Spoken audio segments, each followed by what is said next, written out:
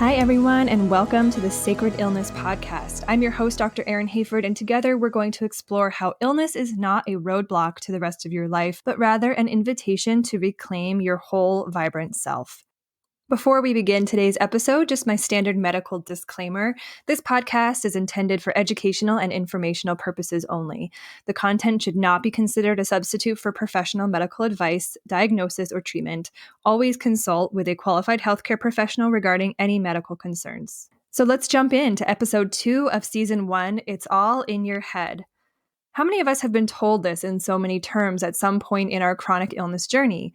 Although a doctor may not have said this to us directly, it can be implied when they say essentially, it sounds like you're really anxious, you should go talk to a therapist. This is what we're told when doctors can't find a reason for our symptoms, which is another way of saying they can't find anything measurable, physical, that can quote unquote prove or explain why we're sick. This can also happen if the treatment we're undergoing is not working, if the medication isn't working, if we continue to quote unquote fail what we're being given as the standard treatment protocol that people with our set of symptoms often are given and typically respond to. Essentially, the message is, if we can't figure it out, if we can't find an answer, and if you're not responding the way that we expect you to, you must be in some way making it up. The harmfulness of essentially making us feel like it's all in our head, like we're making it up, like what we're experiencing physically is not actually happening, leads to many of us not daring to look for the help we need. How many of us hear this message and feel discouraged? Well, if this doctor is saying they can't help me, then I guess I'm not able to be helped. Some of us even go on to actually begin to question our own sanity. Am I really having these symptoms? Am I really feeling this?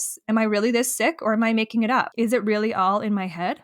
This in turn perpetuates a cycle of feeling like we're on our own and need to just suck it up and power through. Surely if we're making it up, then ignoring it is the answer, right? Of course, the answer is no, and we'll get into that in a moment. But I just want to speak to the fact that a lot of us with chronic illness already do feel very isolated. Our friends, our family, our community at large, most of them don't understand what we're going through. It can be equally harmful to hear messages like, "But you don't look sick. You look fine. It seems like you're having a better day." And while these comments and questions come from a place of love and support and also hopefulness that we're starting to turn a corner, it can perpetuate this feeling like we're all alone and that potentially we're making it up. If we look so good on the outside, how do we feel so bad on the inside? It makes us feel like no one understands and no one could understand because of this incongruence between how we show up physically in the world and how we feel. The other challenge is that with chronic illness, there is such an ebb and flow to our symptoms. Some days are better. Some days are much worse. And it's really hard for loved ones to ride those waves with us. This in turn leads to, again, the impulse to pretend like everything's okay, to suck it up, to power through, to smile, to grin and bear it. All of those things that we learn to make other people comfortable at the expense of our own selves. This points to a lot of the underpinnings of chronic illness, this tendency to suppress aspects of ourselves, to not ask for what we need, to not show up authentically. But we'll get into that in future episodes. For now, I want to come back to that question I posed. Surely if we're making it up, ignoring it is the answer, right?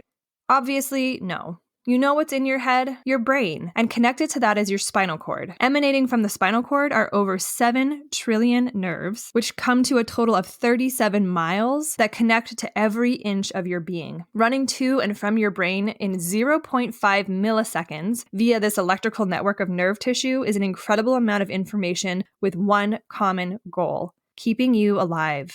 Stephen Porges, who is the father of polyvagal theory, something again I will be speaking about at some point later on in this podcast, he says it best. Everything is different inside of your body depending on how safe you feel. So if our nervous system, this collection of brain, spinal cord, and nerves, detects a threat, literally everything changes inside of our body to deal with it. If everything is different inside our body depending on how safe we feel, then feeling safe would be the number one most important thing to explore with any provider, with any modality. How safe do you feel in your own body? How safe do you feel being yourself? How safe do you feel in the world? Depending on our life experiences, our past, our present, and what we're anticipating for the future, our nervous system can become hypersensitive and hyper-alert. And this hyper-alertness can lead to a chronic alteration of how our nervous system functions. It can put it into a chronic state of activation, waiting for something to happen, waiting for the shoe to drop, waiting for for the next bad news from our doctor. And this chronic alteration in our nervous system leads to a chronic alteration in our physiology, in the way our body is functioning. Over time, this chronic alteration in how our body is functioning leads to symptoms. Our nervous system can't be in a state of expectation of threat or harm without having negative consequences on our body. There's so much nuance and so much complexity to this and why and how our nervous system becomes wired to be expecting threat. But for now, it's important to hear this. Did you make that up? No. It's a very real and very important mechanism that your body has to keep you safe. And that mechanism can get hijacked by things like trauma and stressful events that are beyond our control. The good news is there is something that's within our control, and that's our ability to recalibrate our nervous system so that its perception of threat is no longer hijacked, but rather more on par with the reality of our present. Learning how to recalibrate our nervous system, learning how to bring the level of threat down that we're perceiving on a daily basis, learning how to feel safe in our body, learning how to feel safe in our world, all of these things are possible with nervous system retraining. Our bodies are incredibly wise and responding exactly as they should be. That's the really important message that's going to be woven throughout this podcast. Nothing is happening by accident. Our bodies are responding exactly to what they're given. So again, the question becomes not why did it fail and what's wrong with it, but rather what is it responding to where this symptom would be exactly what we would expect to happen. With the right tools and guidance, we can alter the way our nervous system is functioning on a daily basis and change everything for the better, including our health symptoms.